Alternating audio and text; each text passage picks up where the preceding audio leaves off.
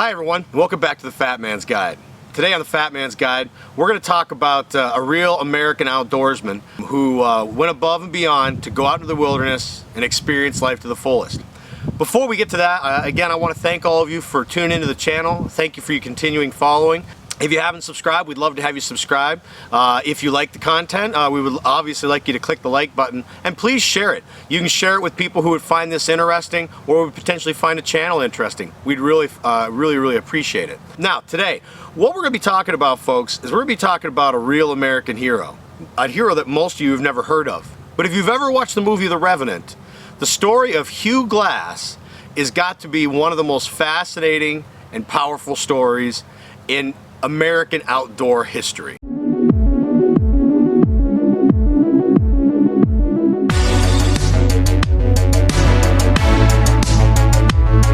Now, very little is known of HUGH GLASS before his exploits in the American Western frontier. We know that he was born roughly around 1783 and was born in the backwoods of near what today is Scranton, Pennsylvania. The first real information we have about HUGH GLASS comes from about 1917, when at that point in time he was working as a crewman on ships in the Gulf of Mexico. At which point in time his ship that he was on was overtaken by a group of French pirates, and they gave him the option, you know, work or die, and he chose to work. Now, what he found out about the pirate lifestyle is it's not for everyone. And it was known on the boat and to the captain that Hugh really wasn't getting into the rape and pillage mentality that the rest of the boat had. And he had to make a choice on whether or not he was going to keep a guy around that he couldn't trust was going to live the lifestyle of a pirate. Now, during this time period while he was basically working over whether or not he was going to keep Hugh or he was going to make him walk the plank and go into Davy Jones' locker, Hugh decided, I'm not going to wait for him to make a decision, and when they were close to what today is Galveston, Texas, he and another crew member decided that they were going to jump ship. They, while the other group was on land, probably raping and pillaging, Hugh and the other crewmen decided to jump off, and they ended up swimming about 2 miles through rough, choppy, dangerous waters and got today on the coast of what is Texas. Now, once they were in Texas, but what they found was that there were a lot of Native Americans who lived close to the shore who really weren't fans of the white man. They also, according to HUGH GLASS, were cannibals. And so, you know, they spent a lot of their time kind of running away from these Indians and struggling, and eventually decided, you know what, we're just going to head inland, see if we can find someplace a little bit nicer to live. So that's what they did. They headed about 1,000 miles inland to today what is the Great Plains. They thought, hey, this is a nice place. I think we're going to do well here.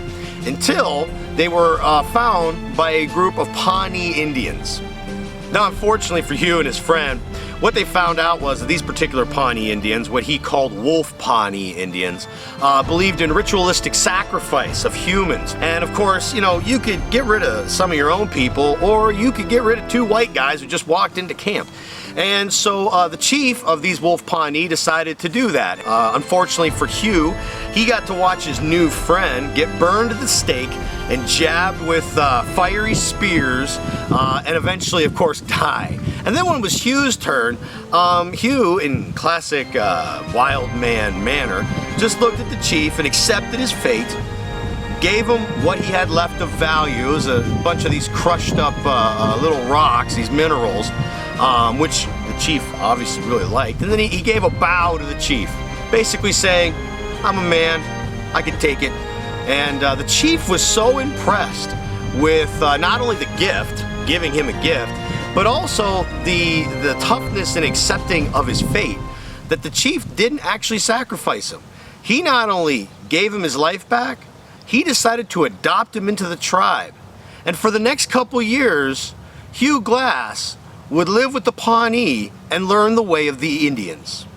Now, by 1822, HUGH GLASS had decided that the docile existence of an Indian was not for him, and so he left his Indian wife, his Indian clan, and headed north to be able to look for something new and adventurous, and he found this in fur trading. Now, what's cool about the stories of HUGH GLASS is that a lot of this is not from any particular book from HUGH GLASS, but it's from all of these other stories from great mountain men. that have been told over the years. And what's really cool is that a lot of those stories involve an individual named HUGH GLASS. And so if you take all their stories, plus some of the other stories that have been told, you can piece together the history of HUGH GLASS for about a decade in the Rocky Mountains. Now, once in the Rocky Mountains with this fur trading, one of the things that you're going to see over and over again is the Akara Indians, who basically become kind of a nemesis of HUGH GLASS and obviously a lot of the fur traders who are going to go out west. And they're going to have a lot of different battles. There was one battle where he was shot in the leg, holding off a night attack from these Indians. So there's a lot of aggression that's going on. Now, in 1823, HUGH GLASS, this is when he gets immortal status. Again, they had moved into the Yellowstone River Valley in the Rocky Mountains, and at this point, they were again, hunting and trapping for furs, and they obviously have Indian skirmishes all over the place, and they have a very uneasy peace with a lot of the Indians. The Indians want to trade, they want resources, but they really don't want the white man there. I can't imagine why. We've done so many good things for the Native American population. One day, while with a fur trading group, HUGH GLASS went out to do a little bit of hunting for the crew while they were getting things packed up and ready to go. And while doing this, he spooked a grizzly bear. And this grizzly bear had 2 cubs. And this grizzly bear charged and attacked HUGH. At this point, HUGH was viciously mauled by the grizzly bear, which tore large sections of flesh and left many bones exposed. He was able to fight off the bear because he's a bad arse, until his other friends, his compadres, heard the racket going on, were able to show up and kill the grizzly. But at this point in time, HUGH is freaking messed up, all right? I mean, they're looking at him. He's got a giant gash in his neck, all right? So he can't talk at all. All they can hear is gurgling in his chest. He's got a large piece of his scalp which has been torn off. His back has been opened right up. You can actually see the ribs. It's just absolutely a mess. He's got at least a broken leg. He's got an arm that's all mauled up. And everyone in the group, especially the older veterans, basically acknowledge the fact that he ain't gonna make it. He ain't gonna make it tonight. And even if he makes it tonight, there's no way he's gonna make it back 250 miles back to Fort Coahuila. So after the first day or two of trying to move with him, they had to put him on a gurney. He could not walk, he could not communicate, he could not talk. All he was doing was breathing and blinking his eyes. I mean, this is a freaking mess, all right? So what they ended up deciding was they left 2 individuals back to wait for him to die so they could give him a proper burial. They didn't want to put him out of his misery. And then the rest of the group went on because they knew they had hostile Indians in the territory, and they didn't want all of them to get caught just because of one guy who was injured. Now, the 2 people left behind, one, John Fitzgerald, who was a very seasoned trapper, and the other was a very young man named Jim Bridger. You should recognize that name because Jim Bridger is one of the great mountain men in the history of our country. At this point in time, Jim Bridger's about 17, 18 years old. He's just a young fella. And they stayed behind, but after a couple days, they decided they didn't want to die at the hands of these Indians, and HUGH wouldn't quit. He wouldn't die. They were waiting for him to die. He just stayed alive. And Fitzgerald at this point decided, I'm not sticking around and dying because this hard-nosed fool just can't quit. And so he talked Bridger into leaving. So they took all of his stuff, his fire-making kit, his gun, his tomahawk, because of course obviously he's not gonna need it because he's gonna be dead soon. And they left him to die. Now, despite those injuries, HUGH GLASS is gonna regain consciousness one day and realize, I am alone, in absolute pain, in the wilderness. Where the hell did everybody else go? And at this point, of course, he knows he just can't sit there. He's got to find a way back. Now, he's a seasoned trapper. He knows how to be in the wild. So what does he do? He does only what a bad arse will do. Sets his own leg, all right, puts together a splint on it, and then takes the grizzly pelt, which they had taken off the bear that they had killed, who had mauled him. Basically wraps it around himself, his clothing. He has no gun, he has no knife, he has no weapons, he has nothing to make fire. And he starts basically crawling on the ground because he can't walk, crawling on the ground to make it back 250 miles to Fort Coahuila. Now, of course, as he's going, a lot of his wounds start to fester.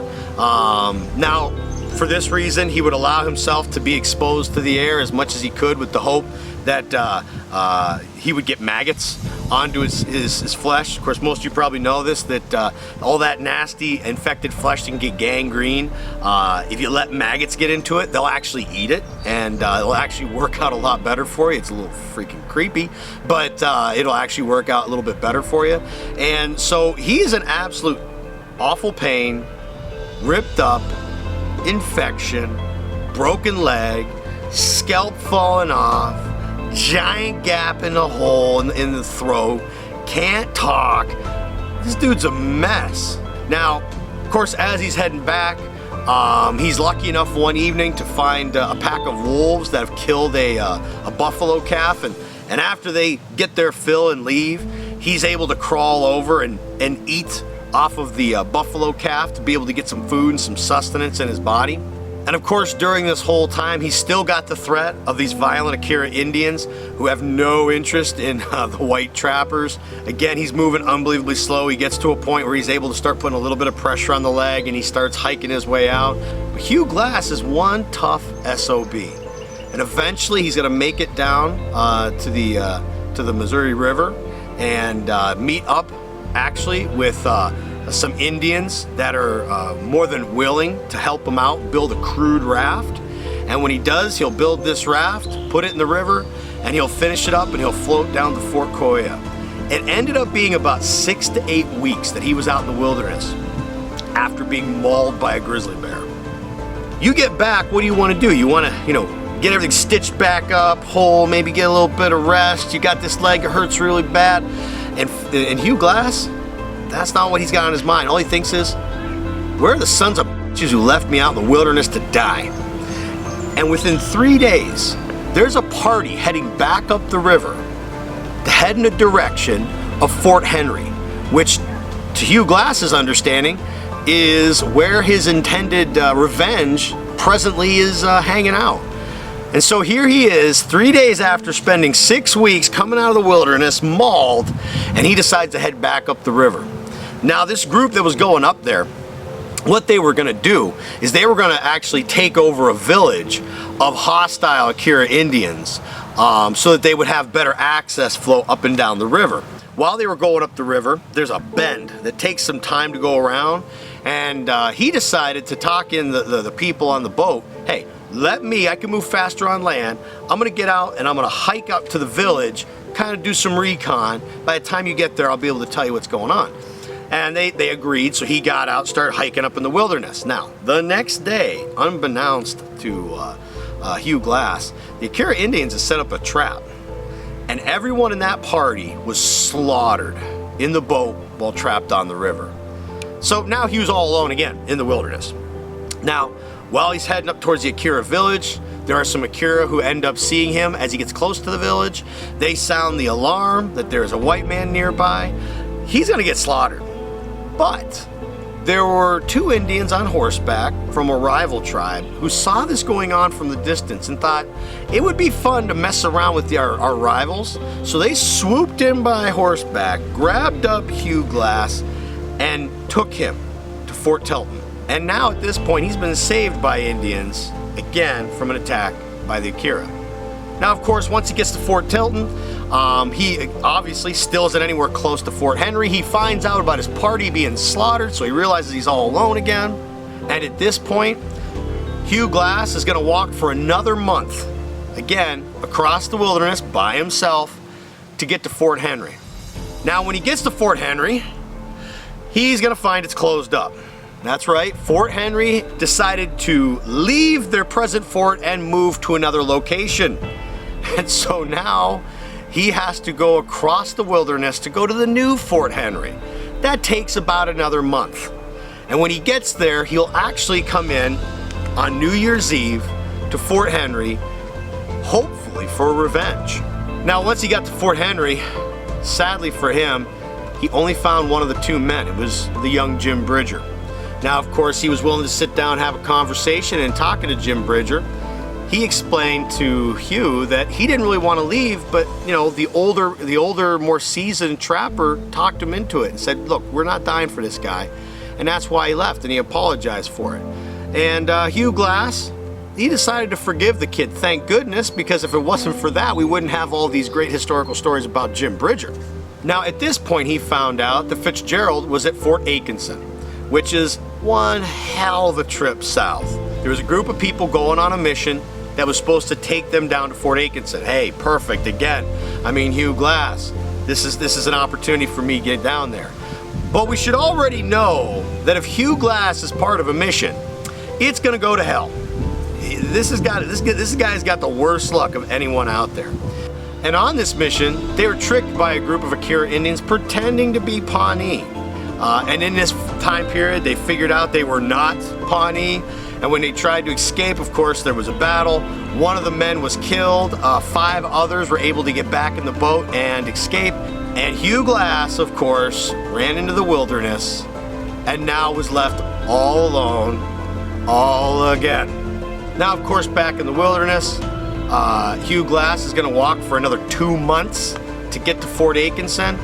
Now, during this time period, he's going to be all alone. He doesn't have a gun. He only has a knife. He's going to spend the bulk of his time, obviously, dodging other Indians. He tells a lot about sneaking up on buffalo calves and killing them with his knife and eating them. And eventually, he does get down to Fort Atkinson. Now, upon getting to Fort Atkinson, he can now look right into the eyes of the vile John Fitzgerald, who left him for dead. But he's got a problem. His problem is the fact that John Fitzgerald has now actually enlisted in the U.S. military, and therefore Hugh Glass can't kill him because he's the property of the U.S. military. But Hugh Glass does have a conversation with the fort commander, who does understand his plight, which he should, because holy crap, if you tell that story, there's a lot of pain involved. And what he does is he makes Fitzgerald give back Hugh Glass's beloved rifle, and then of course he also makes him pay $300 in restitution, and at which point in time Hugh Glass's saga is over. At this point, you got to understand that he's not going to slow down. He's going to do a lot more travels in the West. He is going to end up going south and working on the Santa Fe Trail with trapping and fur trading and everything else. He's going to have a whole series of battles with Indians down there. One time, in fact, he's going to be shot with an arrow right in the back, and the arrowhead's so deep he had to basically go down the river another 700 miles until they were able to get to a fort where he could get it removed. Eventually, he's going to move his way back up north. Matter of fact, into today, what is Montana. He's going to become really famous for bighorn sheep hunting. And if you've never hunted a bighorn sheep, they basically stay on the cliffs. They stay on the rock cliffs. He becomes so skilled at doing that dangerous activity. I mean, to get to the bighorn sheep, you have to be on the cliffs too. And he became so good at it that when you look at the big rock escarpments on the Yellowstone River, they actually today on a lot of maps still call them Glass's Bluffs, because that's what everyone else called them. Now, eventually during this whole time period, he becomes unbelievably well respected within trapping circles. And because he's so well respected, he's able to work out better deals for a lot of the trapping companies, with a lot of the big companies back out east. He's able to work with really good Indian relations with a lot of the Indian tribes just because of his background. And he really allows for the Wild West mountain man to become a much more productive part of our rich Western history. Now, eventually, of course, in only the style Hugh Glass can, his end came violently. And as you could probably expect, it was going to come at the hands of the Akira Indians. Eventually, while out trapping, he and a number of others were captured. When they were captured, of course, he's pretty notorious for who he is. He was shot, scalped, tortured, and killed. Now, when his body, of course, was found, obviously they had a funeral. And what was really cool about the funeral from individuals who were there, not only did you have a lot of the mountain men who showed up, but you also had a lot of the Native Americans who he had dealt with over the years who made the trip to be able to be there one last time for the immortal Hugh Glass. That's the story of Hugh Glass, a real American hero who decided to get out and test the limits, not only of himself, but the world around him. If there would be anyone else that you'd love to hear a story about that may be that type of person, doesn't have to be outdoors, but someone who tests the limits, I'd love you to put a comment down below and I could do some research and I would love to put together the story for you. And as always, folks, we appreciate you being here. Please like, subscribe. We'd love to have you share it if you know anyone who would love to hear this story of HUGH GLASS. And as always, folks, experience life to the fullest without excuses. See ya.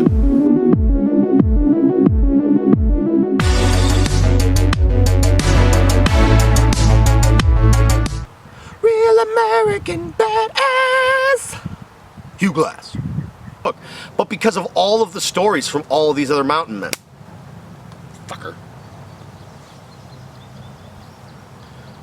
Fucking fly. Piece of shit. Now I'm gonna have a red head. Well, that was dumb. We're gonna start that one over, but we're gonna keep that for the old blooper.